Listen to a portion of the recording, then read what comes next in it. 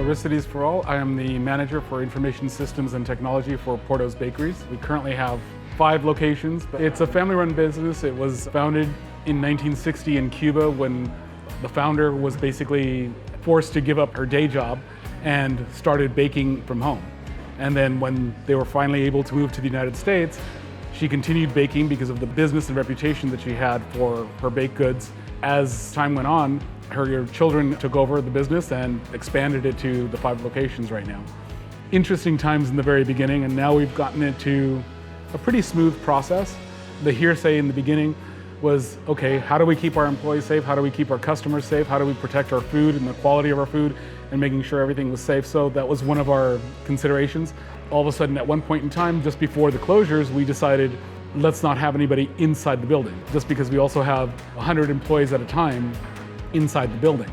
So apart from the 100 employees, we also have 100, 200 customers at a time. It was not possible to maintain the in-store use of the building for customers. So we said, okay, let's close it off. We went to processing orders by phone, using delivery services, delivering product to the customer's car versus having them come inside the building, giving them menus, giving them phone numbers so that they can place their order as conveniently as possible. But I mean, we went down from 3,000 transactions a day, we were down to 1,000 transactions a day.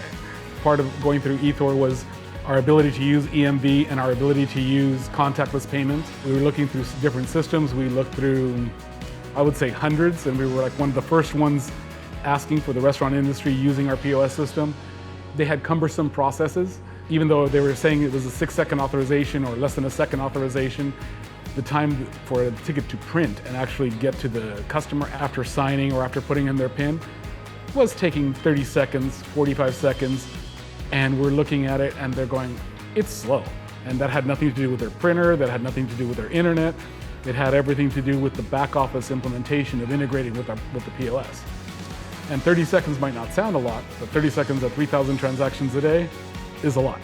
So using the eThor system and the software, the integration, it was pretty similar to a swipe, but it was actually one of the fastest we saw out there, and they were very competitive in rates. In terms of the costs, we were able to maintain our existing relationship with our merchant processor, so that was also a plus.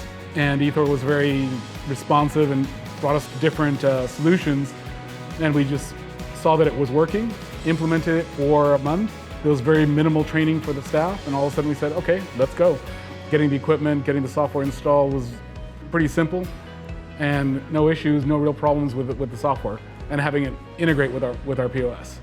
We had already started the process for EMV and contactless, at least a year before COVID. Our cashiers were already used to that process, so what we did is we just moved it to remote. By remote, we're using virtual terminal.